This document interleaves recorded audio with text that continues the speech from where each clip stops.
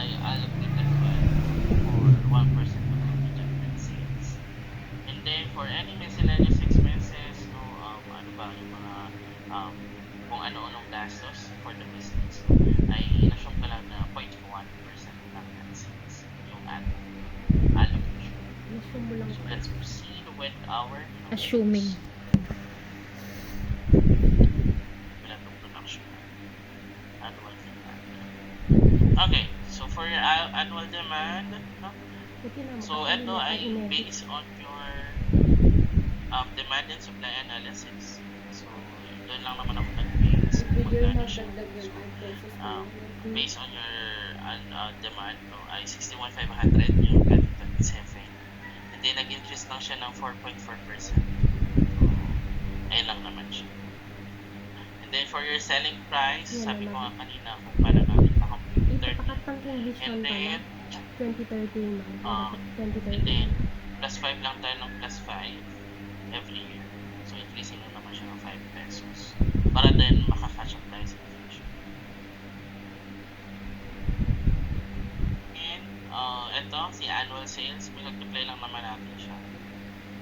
Yung demand natin, multiply sa selling price, that would be your sales.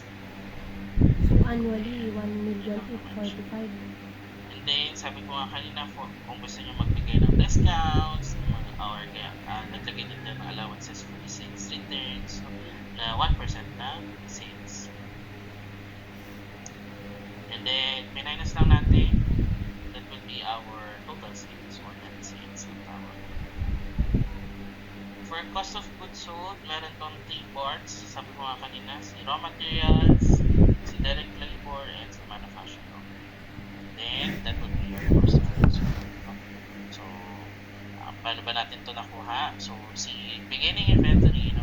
Since 2027, kakasimula nyo lang. So, of course, wala pa kang beginning inventory noon. Tama. So, pero for the next years, no, based on the ending inventory. And then, for your ending inventory, saan ba yan nakuha? So, makukuha natin yan. Sabi nga natin kanina, no, we are assuming na mag-iiwan tayo ng raw materials na 10% ng next year na production. Kasi nga naman, no, kung January 1, bibili tayo. Kung wala tayong inventory, wala tayong magandang production. So that's why mag-iiwan tayo ng 10% ng ending inventory for the next year. So ayun. Yan lang naman. So every And December then for 31, direct ito labor, yung tawag dito nyo siya inventory. note 6. And then, sorry. May naiwan pa pala. Raw materials for production. So, ito ay kung magkano talaga yung gagamitin niya for production. So, ito. Dito naman siya sa taas. Ito. Makakaya na. And then, Detail. paano natin makukuha kung magkano yung bibilhin natin? So, of course, i-add natin yung kung magkano yung kailangan sa production plus kung magkano yung kailangan natin iwan sa inventory natin. And then, i-minus natin kung magkano yung meron tayo ngayon. Again, kung magkano yung kailangan sa production plus kung magkano yung kailangan natin iwan minus kung ano yung meron tayo ngayon. So, ayun lang. Ito lang naman siya. And then, itong manufacturing overhead, ito yan. Dated. And then, sabi ko nga kanina, no, itong work in process, ito yung mga nasimulan na pero hindi pa natapos. So, we are just assuming na 10% of the yung cost of goods manufactured ay hindi pa natapos. So, and then, kung ano yung ending, that will be our beginning next year. So, ganyan ang naman siya. Hinyay muna. Lilipas-lilipat na dyan. And same as well for the finished goods. Ito naman yung mga tapos na pero hindi pa nabenta. So we are assuming na 10% ng available for sales ay hindi pa nabenta for this year.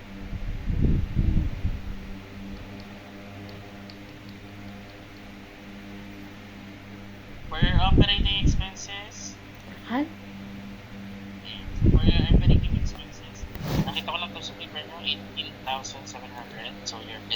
choose lang po yun. Any business permits. Then we are just assuming na meron tayong allowance na 10,000 per year for the business permit na new one. And then later on, nasas natin ito. Kasi nandito din siya. Check paper tayo. And then, sabi natin for your general manager ay 25 siya per month. So, multiply lang natin ng 12 para makuha natin. 25,000 na bita mo tayo. So, sabi ko nga kanina, increase din ito based on the GDP rate na gamit natin. So, 4.4. 4.4. Yan, bila ko ito eh. Same lang naman Ito siya. kasing demand and And supply then, pa. for your driver, ay 4,000 Demand siya per tamo month. every year. 48,000. Multiply natin ng 12. So, makuha natin yung annual. So, 48. And then, of course, increasing din naman siya ng 4.4. Oo, si accountant. Accountant nyo, so 40,000. Increasing din. Malungkot ka ng 14,000. For your contribution, ito ay nakabase sa SSS table 2025. So, isa-isa ko yan. No? So, Sipag niyo po. Thanks. Thanks, and Lord. then for your PhilHealth, so pag-compute ng PhilHealth, no, ay 5% na sahod nyo. Tapos, i-divide natin sa dalawa. Bakit natin i-divide sa dalawa? Kasi yung isa, D35 babayaran is ng employer, D36. which is minus na Minus sweldo. 5%. Yung isa, babayaran ng Makabidyo. employer, which is tayo as a business. So, ibig sabihin, ang i-account lang natin dito ay yung babayaran ng employer. Bakit? Kasi, of course, no, bawas yung kalahat kasi bawas na yun sa salaries nila. So, ibig sabihin, doon tayo sa salary nila kukuha. So, that's why, kalahati lang. So, ayan. And then, for pag-ibig, no, ang pag-ibig natin ay 200 Ang per pag-ibig per ay month, no, per Hindi tao. libre. For the employer share. 200 kay employer, 200 kay employee.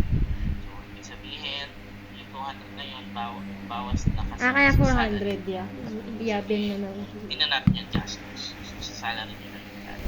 And then, for the 200 for the employer, tayo na yun. So, bakit 400? Kasi, yung general manager and si driver ang bibigyan.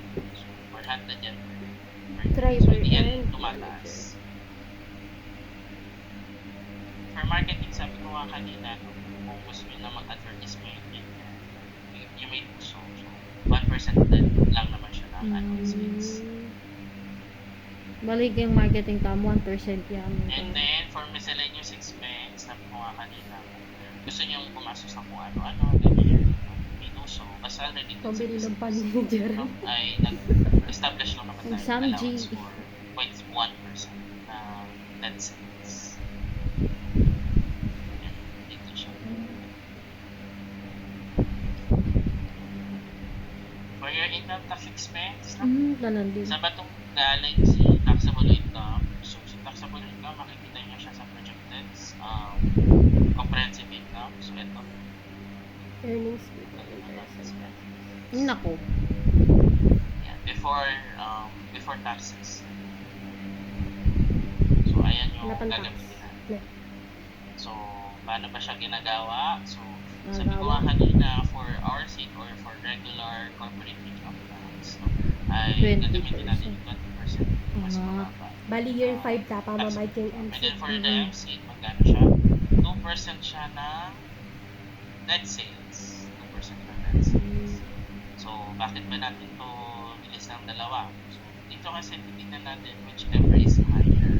So, kung sino yung mas mataas, yun yung ganun. Pero for MC, no, ay hindi siya applicable for the first 4 years. Sabihin, yung 4 years natin walang MC. Pero, on the 5th year, magkakompute na tayo ng MC. So, based on the first 4 years, no, ay, of course, yung mas malaki si RC. And for 2031, so kung i-compare natin, no, si RC 20% na taxable income, and then si MC 90% na sales. So, kung sino mas malaki, of course, 100% sale yung which is si MC. RC. See? Yan, pinara For nila. your raw materials, Hey, ano yan, ilis lang makamukit. naman dito. Halipi, add na la rin. And then, ito nga, sa mga kanina, kung nakita nyo kanina, itong empty plastic casing, no? Naka 3 pesos kasi siya sa inyo. Pero kasi, kung bibilhin nyo siya ng bultuhan, ay mas makakababa. So, kaya, we are assuming na 1 peso na lang per product. Inassume na din po namin yun kaso lumabas 3 pesos. Yung ating cost for empty plastics. And then, sabi ko nga kanina, no, ito palang material per unit. No? Nag-base lang ako dun sa monthly nyo na kailangan. So, monthly nyo is 5,000. 40,000. Tapos, divide ko lang doon sa monthly na monthly na production nyo based on your paper. So, 5,000. So, ibig sabihin, per unit, 8 na meter yung kailangan for the jump roll. And then, for plastic casing, isa, of course, per product. Isa lang din yung course and years. And then, yung cost, based naman po dun sa 8 nyo. No? And then, paano ba nakuha yung annual unit? So, itong 8, pinutulay lang natin dun sa ating production level. So, our production, annual unit. Then, multiply lang natin si cost with our annual unit. So, that will be your total cost. Sabi ko nga kanina, no, we'll be having a strategic partnership with our supplier. So, ibig sabihin, no, ay for the first 3 years, same yung costing natin ng raw materials.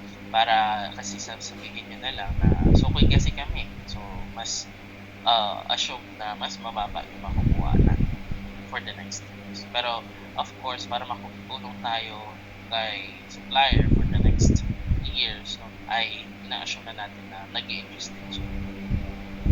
For the first 3 years na, para lang mas stabilize yung ating business. And then, for our direct laborers, so based on your paper, 15,000 siya. Multiply ko lang ng 12, that will be the annual. Then, tatlo naman yung production laborers. So, ayan. And then, si SSS, same as well, based yun sa SSS table, yung 5% ulit, and yung 200. For manufacturing overhead, so itong tools later on, discuss natin. Si packaging, yan sa baba. Si repairs and maintenance, and yan sa equipment natin. Itong si REM, no? So sabi niyo 15,000 per month yung gagastos nyo. So 15 times 12, so 180. So sabi ko nga kanina, we are just assuming na 80% ay gagamitin natin for production process. And yung 20% ay gagamitin natin for facility or admin or office. So, ito pa lang si production. Ano yung gagamitin natin for production? Si non-prod, ito naman ginagamit natin for office or facility use. For utilities, nandito yan sa baba. So, si utilities, na-explain ko naman na ito kung saan ito galing. Dinivide ko lang yung monthly na consumption nyo, 799. Multiplied by the 80% kasi 80% lang naman yung gagamitin natin for production. Then, i-divide natin ng 5,000. So, that will be 0.13 per product. And then, for water, same as well, 30 times 80 para makuha natin yung for production only. And then, divide 5,000. So, that will be 0.000. And ito, cost per unit based on your, ano naman yun? Ito naman sa inyo. And then, increasing din yung ating cost per unit. Based on the, of course, yung 4.4%. Then for your, hindi gusto. Ano yun? Bakit yun?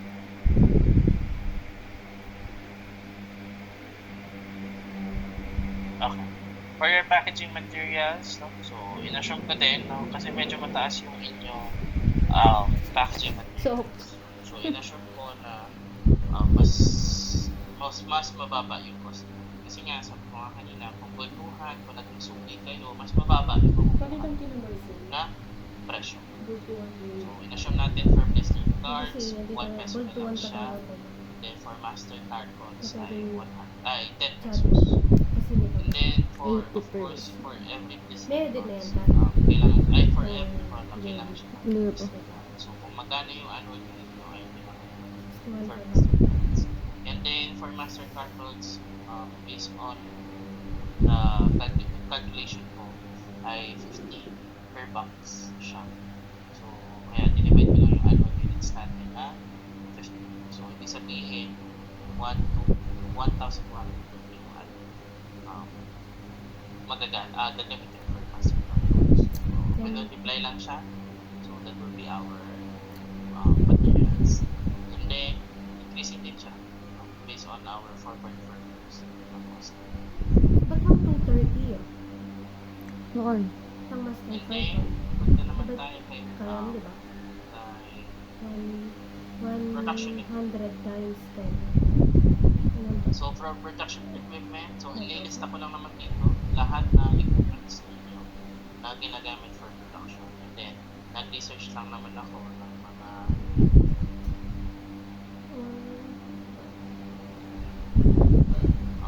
nag-research din naman ako ng mga na useful kung ilang taon nyo siya magagamit.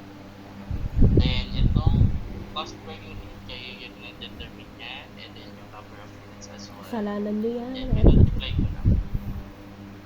Okay. And then, afterwards, paano ba natin pinakompute sa depreciation? Sabi ko nga, by straight line method. So, kapag straight line method, yung cost, i-divide lang natin sa useful life. Straight line. And then, for the carrying value, so magkano na ba yung value ng equipment at i-end? Magkano? So, yung cost minus na depreciation for carrying value. Pero for the next year, of course, hindi na tayo nakabase sa total cost. So, nakabase na tayo sa carrying value last year minus the depreciation. So, kung makikita nyo itong 5 years, Bababayan eh. dapat on the 5th year, 0 na yung carrying value. So, kung makita nyo sa dulo, naka-0 na yung carrying value. Ibig sabihin na Sali na ang fully value. depreciated na yung machinery na. Kailangan mo nang ibalik. Okay? Or And then, itong mga additional natin, sabi ko nga, magkakaroon na ng additional equipment additional to support tayo. the increase in Salwan. production. So, that's why, Kapag kasi on may 2031, miracle. aside from replacing yung mga fully depreciated, Kailangan mag-add do. ay nag-additional pa tayo ng equipments. So, paano ba natin kinumpute yung per unit? So, of course, multiply lang natin siya sa inflation rate. So, bakit yan? 1, 2, 3, 4. So, apat Pinindot yan. na So, yakap bakit na yan. apat? So, Pati din ba kayong kayakit? from yung 80 kasi ginamit natin King siya phone. ng Nalim. 20%. So, ilang taon na ba ang lumipas bago tayo bumili? 1, 2, 4 years. 3, 4. So, apat na taon. Ibig sabihin, apat na taon i-account natin yung inflation. So, ganyan siya. So, ganun lang naman siya.